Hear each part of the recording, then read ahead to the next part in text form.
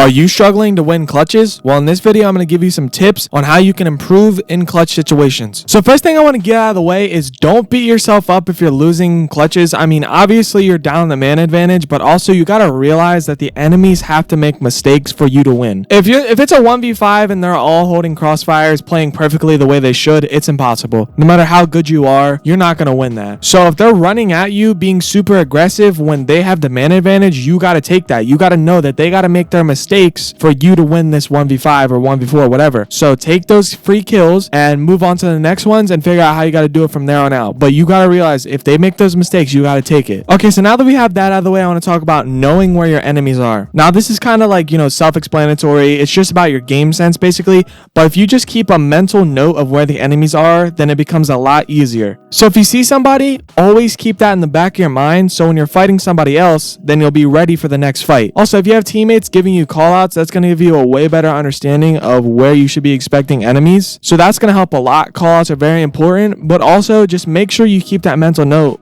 even without callouts. So just keep that in the back of your mind and you'll know where they are and you'll know how to take the next fight. And so this next tip is basically going to give you a way to find the enemies a lot easier. And it's basically just listen to sound. Now, obviously you should already be doing this, but a lot of people don't do it in clutch situations. Their brain gets cluttered and they're not listening for footsteps, whatever. But it's very, very important to pick up on sound cues and figure out where the enemies are. And picking up on sound cues is one of the easiest ways to do that. Okay, so now that you know where the enemies are, basically, now you need to think about how you want to take these fights. And the easiest way to get kills in clutches is to isolate your fights. And this just means if someone's by themselves on the opposite team, then fight them first. Because as the enemy team, if you have the man advantage, then the best way to win is to hold crossfires and not throw away their lives. So if you let them set that up, it's pretty much over, like I said before. So isolate those fights when they're by themselves. You're going to get a lot more kills and it's going to bring it down the numbers and it's just going to make it a lot easier to win those clutches. And now this next one is pretty much a mistake a lot of people make is they play too passive in clutch situations. Now this is also a mistake a lot of people make when they're on the opposite side of a clutch. If you're down in man advantage, if it's like a 1v3, 1v4, whatever, you need to be aggressive because you need to isolate those fights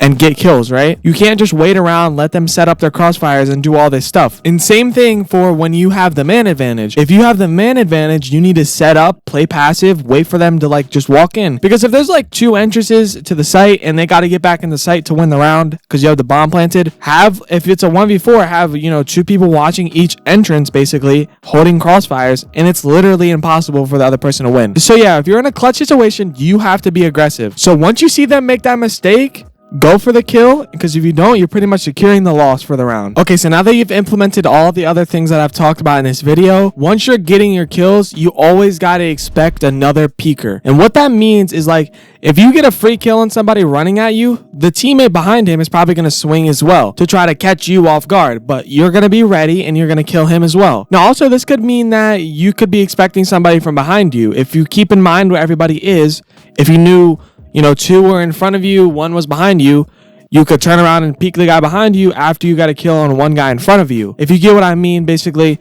So keep track of where everybody is and always expect another peeker. You know what would be really clutch? Subscribing to my channel, because I post Siege videos 3 times a week, from general tips, solo queue map setups, site setups, whatever you really want. And if you have any suggestions, leave them down below. But other than that, leave a like, comment, and peace. Bye-bye.